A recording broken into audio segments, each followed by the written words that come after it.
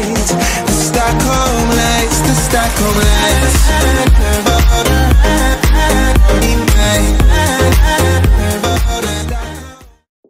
Alright, hopefully I can get this on take 1 of this damn recording.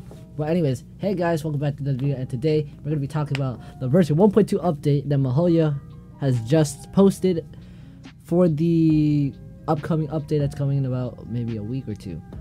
It's right around the corner, and I'm going to be telling you everything about this update, and hopefully, you know, we get some good info from it.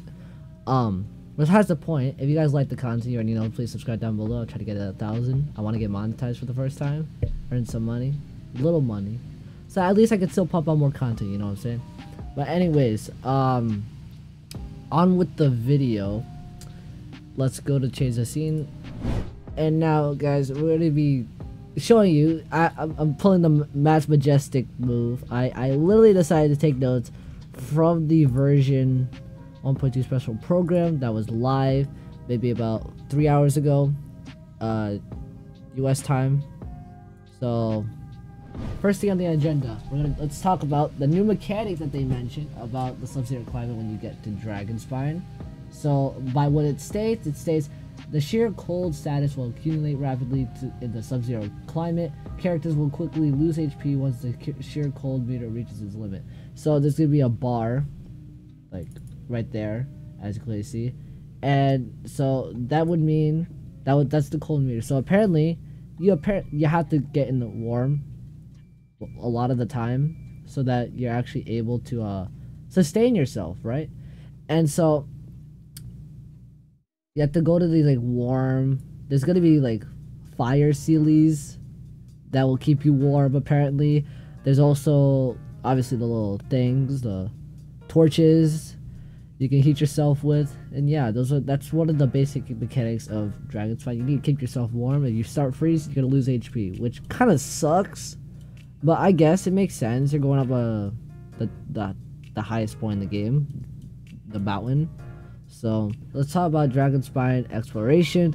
So obviously I'm using screenshots from the stream, but so you apparently have to melt hidden areas, probably using pyro to open up pathways and all that shenanigans just to get to find and explore new areas of Dragon Spine. So I'm excited about that. And there's also more things like the frost bearing tree that they mentioned. So apparently it states obtain crimson agates and offer them to the frost bearing tree in exchange for rewards. So you can obtain some sort of item, and you're going to be able to exchange them for the warming bottle and for the catalyst frost bear weapon. And then if you raise the tree, so it's basically like the statue of the 7 there, technically, because that's like the tree that's like worshipping.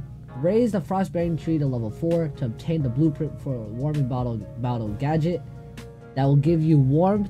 So by taking the bottle, by the way it seems, it'll warm your character's temperature up so that you're not gonna freeze to death. And then the second one's the frost bearing tree to level 10, which is max. You got the blueprint for the frost bear, which is, as I said, the catalyst weapon. Next, we got the Dragon Spine spear. Apparently you have to collect dragon teeth and other materials to forge the weapon. So I'm pretty sure you just unlocked the blueprint for its use case, and then you're gonna be able to farm. Obviously there's gonna be new opponents. As you can clearly see, this is obviously my browser screenshot, and I took a screenshot of this during the live stream. Obviously it says chat replay because it finished. I just remembered to take a screenshot, and it shows all the weapons you can gain from Dragon Spine. You get a 4-star one-handed sword, claymore, spear, and we already saw the frostbearer. We already saw the Dragon Spine spear and the frostbearer. Next, I'll be showing you guys the Snow-Tooth Star Silver, and I'm pretty sure you get the Feathering Desire from completing the story of Dragon Spine, or in the process of completing it. Okay, so it says Feathering Desire can be obtained from the event Chalk Prince of the Dragon. I will talk about that later in the video. And the blueprints for the other 3 weapons may be obtained on the course of your adventures in the Dragonspire region. So you unlock these 4-star weapons by just playing the game in Dragonspire. This one, you can only get the blueprint for the event. The final weapon that you can actually gain from playing it is the Snow Tomb Star Silver Claymore. Look for the clues and investigate the secrets of now Detroit Kingdom. So you have to explore the ruined city, ruined kingdom, to eventually find a claymore that you can now craft to the blacksmith, so that you're able to, you know, get some more weapons, I guess. Next, the mysterious figure in the live stream. What I think this is Rosaria. I don't know who she is. She may or may not be Rosaria, but I think she is. By the way, I know that there's dialogue from the characters about her, but I haven't listened to any of them. So this opinion right here is basically a point blank guess. All right, guys, grain of salt. And so for her, I don't know. Can't lie, she's kind of hot. I'll be playing a clip right now of her audio from the stream. Okay. The Chalk Prince and the Dragon story. Oh, but this event has commemorative significance. The church hopes that all sisters will be present. Hopes? That's odd, because I don't recall a fulfill the hopes of others clause in my job description. Chalk Prince and the Dragon event will soon begin. So this event, okay, so there's not a lot of things for me to say this if I look at my notes. It only says you can exchange these essence for rewards. Obviously the Crown of Satyr, get that. And then also we get some more materials just to, you know, Hero's Wit, all that shenanigans. I don't even know what this is. Probably a new way to send weapons. A better crystal, maybe? Because this is the original. This is, I don't know what that is. And obviously Mora, by completing these challenge quests. Oh yes! Okay, I'm excited about this. They have finally made the cryo damage bonus and the hydro damage bonus sets. Finally! So, when you explore Dragonspire, you will eventually find new artifacts. There's 2 domains. There's going to be one dedicated for the cryo damage bonus Blizzard Strayer set, and then we also got the Heart of Depth set. So let's talk about this. For the Blizzard Strayer, it's for the 2-piece. It increases 50% cryo damage bonus. Heart of Depth 2-piece is gonna be hydro damage bonus at 15%. And then the 4-piece for they're different. So the 4-piece of the Blizzard Strayer states,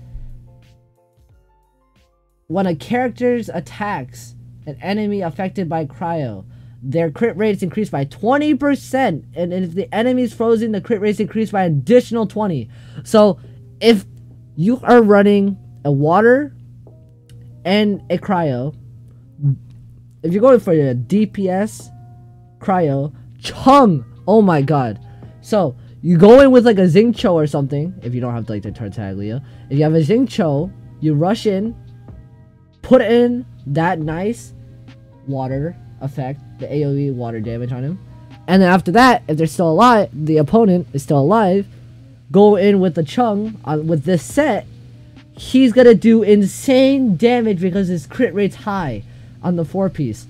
Plus, when he uses E, the cryo damage bonus is even better because obviously all of his attacks are no longer physical; they're gonna be converted to cryo damage. So that cryo bonus is gonna be helpful for Chongyun and other characters who use cryo, like KO and such. And the fact that crit rates increase by 20 by default if they're frozen. So you freeze an enemy, right? Your crit rate's already increased by 20. And then if your character attacks, it's increased by 20. And it gets affected by cryo. So for Chung, you go with your E, that's already 20% increased crit rate. And then if you proc Frozen with that, it's gonna do an additional 20%. That's a 40% increase on crit rate. That's insane for damage. And then for the Heart of Depth 4-piece set, we are running an elemental skill. After using elemental skill, increases normal charge attack and charge attack damage by 30% for 15 seconds. Dude, if for example you have a pre-charge alt on Tartaglia, you go in with his E, alt as soon as possible, and then for the next 15 seconds after using Tartaglia's stupid dumb alt, you can do a massive amount of damage because of this hydro damage bonus, plus the attack damage bonus for 30%. That's huge. That's huge. When I get this set, when I get the 5-star set of this, I'm running the full 5-star set on my Tartaglia easily. This is going to be the best set for him, combined with Noblesse Oblige, and it's going to be insane. Alright, so that's artifacts for you. Let's zoom out. Next, we got the Hypostasis Symphony. So, I have notes up here, and apparently, according to them, it's an aggressive event where they must defeat hypostases that have special abilities. So they're under the same elements, but they have different abilities from the original ones in the world. And so, players can change the difficulty of these events right here. And then so, for the Hypostatic Symphony, you can change the difficulty, but remember, the harder it is, the better rewards you get. So it scales off of the difficulty for the rewards you can possibly get. And for those who like to chill out and just do world exploration, the Lost Riches will be for you. It states that it's a relaxing event and that there's going to be a Seelie that leads you to a chest if you're nearby, which is the treasure. And according to that, you can get iron coins from collecting the treasure, and then you can use it in exchange out for items. And finally, your boy can get some more Primo Gems. And it's like 100 Primo Gems. Probably a clip is playing right now, so it's about 100 Primo Gems you can gain from this event. And then, obviously, guess what? When you exchange in the shop, you can also buy yourself a mini Seelie pet to bring around with you on your adventures, which is pretty dope. At least now you're gonna have some little yellow Seelie following you. Maybe in domains, you're gonna be fighting and you got that Seelie behind you. Bro, it's gonna be adorable. And then obviously we got the final event, which is the Marvelous Merchandise event, which we've had previously before when Tartaglia was released. And we had to find these boxes by accepting the quest of the merchant that we have to explore the map and try to find. System optimization. Alright, this is sick. Alright. Friends and nicknames. Chat. Alright. So, you can add nicknames to the friends, and there are new DM options for chat in game. So now you can actually DM your friends in game and change their names. Like, for example, you can have like some random, your friend might have this really awkwardly translated nickname, and you can be like, okay, let's you know, change it so I know who this is. Alright, this is pretty sick. And for the next one, the photo taking system optimization. So now there is going to be an optimized photo UI. Now you can change the faces, you can change, there's probably more poses. Obviously there's going to be more ways to change the camera. And that's really it for the updated photo taking system. And for domain result optimization, as you can clearly see here, if I have, do I have another image? I may. Yeah, I do. Okay, so for domain optimization, before we had to run around, as you can clearly see, and collect the rewards. Now, when you accept it, it'll automatically show you what you have obtained, and then also you don't have to pick it up. It's efficient. And then for this as well, they didn't say it, but they also stated that you can restart the domain without leaving. So now you don't have to teleport out of the domain and just to go back in. You can just stay inside, go to the back, and it'll give you a prompt where you can choose to restart it and do it again, or you could just leave and do something else. That's amazing. Good quality of life changes. Alright. There's 2 more quality of life changes I'm going to talk about. This is one of them. We're getting Ascension rewards, which is 1 Acquaint Fate. So poggers, we get summons. And look, so you can only get it here at level 20, level 50, and level 70. And obviously it also previews what you can also need to upgrade your characters. It previews them. So, for example, oh, I want to pre-farm for this character. What you have them, but you're waiting a little bit before you ascend because you don't have the materials. You can pre-farm all the materials at the higher stages of their ascension so that you already have them, which is nice. Nice. And obviously we got our boy Albedo. So, oh yeah, last thing before we discuss about Albedo. I do not know the name of his elemental burst. Please comment down below if you actually do. But besides the point, what was my last point about for the quality of life? Yeah, so there's now going to be a new auto-playing dialogue feature, so you don't have to keep freaking clicking your mouse button or spacebar or F just to continue the dialogue. There's going to be auto-play pictures, so you can just sit back, relax, maybe get a snack. Portion cookies, I need them. And then, you know, so you can just sit back, relax, and listen to the characters talk to each other. And then so, Albedo.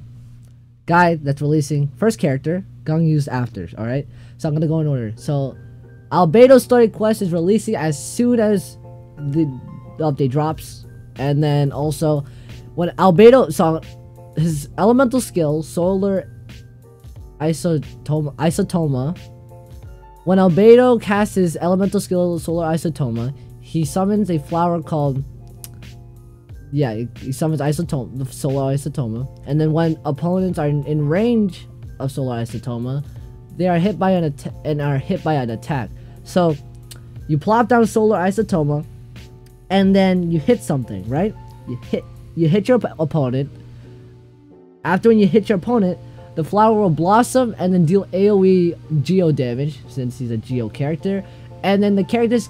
And oh yeah, also a little good cool thing about his E is that you could stand on stand in the center of Solar Isotoma, and then also it will lift them up in the air.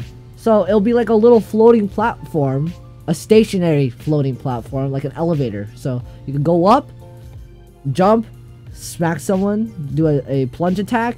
Maybe if I'm not sure if it goes down again, but if it goes down, go back on it, go up, and then just do another plunge attack. It's gonna be really fun, and for mobility, it's kind of cool too. So that's unique.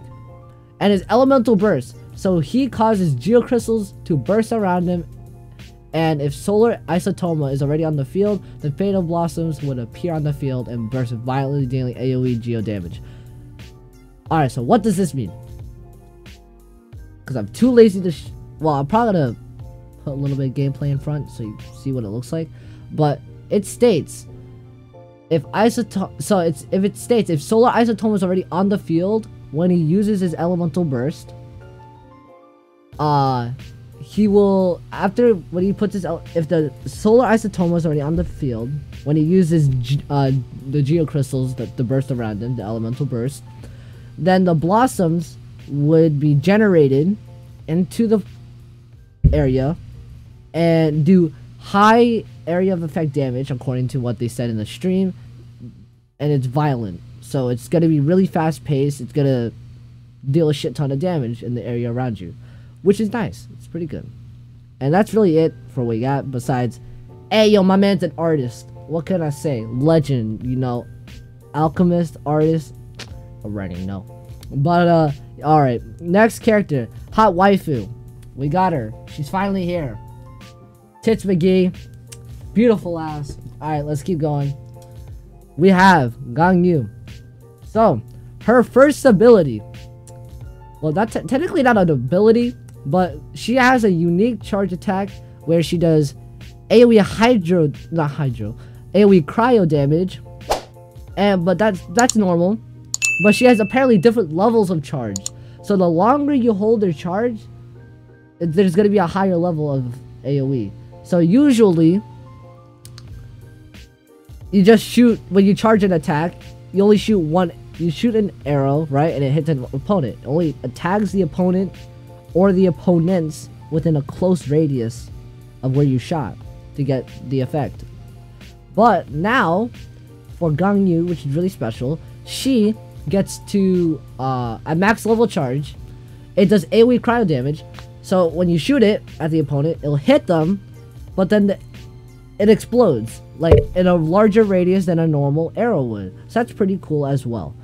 But that's not what we're really here to talk about. We're talking about her abilities. So we have both of these characters like flowers. I don't know, man. But Gangyu casts her elemental skill, Trail of Qilin. She places an Ice Lotus on the ground like Albedo's Solar Isotoma, but instead Trail of Qilin attracts opponents and then explodes after a certain amount of time. So plop it down, and then yeah, it'll pulse maybe for a couple seconds or so, and then boom, it explodes. Okay, and then next, her elemental burst, Celestial Shower. She summons ice shards that fall down into opponents within the area, dealing AoE cryo damage. So, as I'll show you the animation, it's pretty sick.